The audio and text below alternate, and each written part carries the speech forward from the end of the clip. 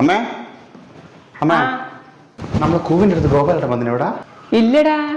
എന്തേനു? എന്നാ മൂപ്പറാടൊന്ന് തിരിഞ്ഞു കളിക്കുന്നുണ്ട്. നമ്മളെ വീട് അറിയാണ്ട്. എന്നാ എനിക്കോരെങ്ങനെ വിളിച്ചുവിടാനാ? അമ്മേ മൂപ്പറ ഇളയ മോളുടെ കല്യാണം പറയാൻ വന്നതായിരിക്കും. അതുകൊണ്ടെന്താ? പെണ്ണിന്റെ കല്യാണല്ലേ, എന്തെങ്കിലും കൊടുക്കേണ്ടി വരൂലേ? ആ, കൊടുക്കേണ്ടി വരൂ. അല്ലേ തന്നെ ഈ പൊരേ കൂടുന്ന കല്യാണത്തിനല്ലോ പൈസ കൊടുത്ത് മനുഷ്യന്റെ ഊപ്പാടിളകി. അതിനെന്താ, എല്ലാരും എന്റെ കല്യാണത്തിന് തന്നിട്ടുണ്ടാവൂലേ? എല്ലാ പഹയന്മാരും 2000 5000 ഒക്കെ തന്നത്. ഇതൊക്കെ തിരിച്ചു കൊടുക്കാൻ എനിക്ക് പറ്റണ്ടേ?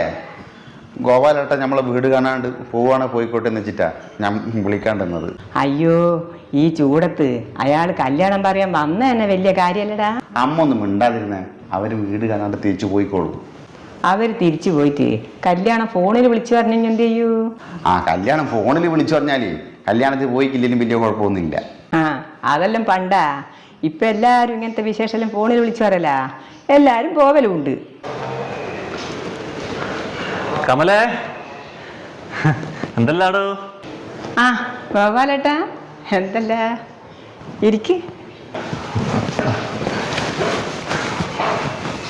എന്താ ഗോപാലേട്ടാ വിശേഷിച്ചിട്ട്? ഇളയ മോളെ കല്യാണം പറയാൻ വേണ്ടി വന്നതാ. അത് ശരി. ചെക്കനെടുന്ന ഗോപാലേട്ടാ? ചെക്കൻ കണ്ണൂർ നാടോ. ആഹാ, എന്തെന്നാലും പണി ചെക്കന്? കോഴിക്കോട് ഒരു പ്രൈവറ്റ് കമ്പനിയിൽ മാനേജറാണ്. ആ, ഇതാരേൻ ഗോപാലേട്ടാ? മൂപ്പർ നല്ല പരിചയം ഉണ്ടല്ലോ. ഇത് എന്റെ മൂത്ത മോള് വിജിലന്റെ ഭർത്താവ് സുജീഷ്. ആ ആ, അപ്പൊ മെയ് 24 കല്യാണം. എല്ലാവരും കുടുംബസമേതം എത്തിക്കൊള്ളണം കേട്ടാ. എടാ സുമേഷ. ആ, അതൊന്നും പറയാനുണ്ടാ? നിങ്ങൾ ഇത്ര കഷ്ടപ്പെട്ടിട്ട് വീട്ടിലേക്ക് വരേണ്ട ആവശ്യമൊന്നുമില്ലേനോ? ഒന്ന് ഫോൺ വിളിച്ച് പറഞ്ഞാൽ പോരേനോ?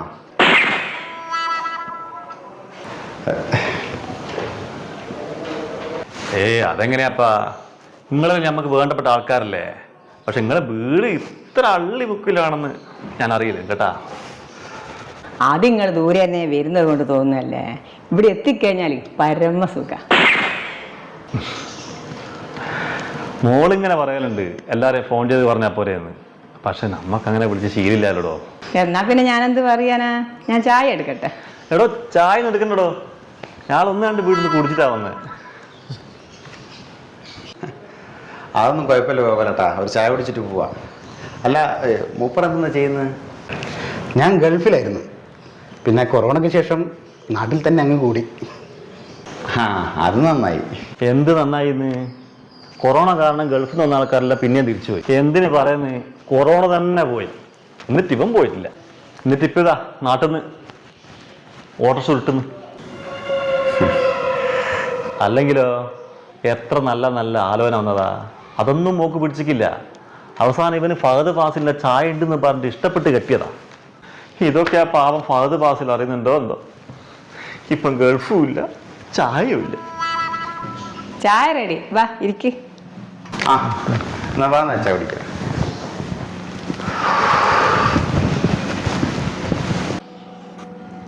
അല്ല, ഇനിയിപ്പോ എന്താ ചെയ്യുന്നേ? ഞാനും ദുബായിലായിരുന്നു. കൊറോണ വന്നതിന് ശേഷം നാട്ടിൽ സെറ്റിൽഡായി.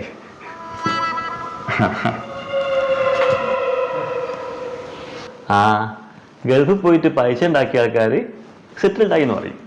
അല്ലാത്തോല് ഇവിടുന്ന് ഉരുട്ടും. എന്നാ പിന്നെ നമ്മൾ പോവല്ലേ? ആ, ഒരുപാട് സ്ഥലത്ത് പറയാനുള്ളതല്ലേ. വന്നാലേ. എന്നാ ശരി, എല്ലാം പറഞ്ഞ പോലെ. ആ, ശരി. എല്ലാവരും നേരത്തെ കാത്തങ്ങത്തന്നെ. ആ, ശരി. അമ്മേ, ഈ ഗോപാലേട്ടെ എൻ്റെ കല്യാണത്തിന് എന്തെങ്കിലും കവർ തന്നിക്കൊന്നു പോയി നോക്കിയാട്ടെ ബുക്കിൽ. 2000 5000 തന്നെ കുടുങ്ങി ഞാൻ.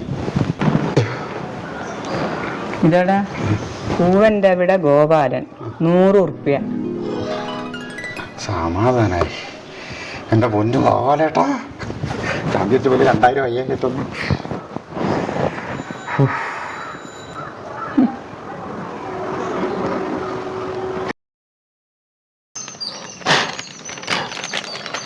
ഇരട്ടേൻ്റെ അവിടെ ഭാസ്കരൻ 5000. അടുത്ത പൊട്ടിക്കമ്മേ. പൂവന്റെ ഇവിടെ ഗോപാലൻ 100 ഉറുപ്പ്യ. പൂവേൻ്റെ അവിടെ ഗോപാലൻ 100. ഓനും എൻ്റെ കുടുംബമെല്ലാം തലേന്നും പിറ്റേന്നിൻ്റെ മണ്ണിക്കല്ലോ. 100 കുണുവിയാണ് തന്നത്. അതല്ല ഇരട്ടേൻ്റെ ഇവിടെ ഭാസ്കരൻ 5000. പുത്തമ്പുരയിൽ നാരായണൻ 2000. അധികം സന്തോഷിക്കണ്ട, ഇതെല്ലാം തിരിച്ചു കൊടുക്കണ്ടല്ലേ. അത് അന്നേരല്ലേ അമ്മേ? അന്നേരം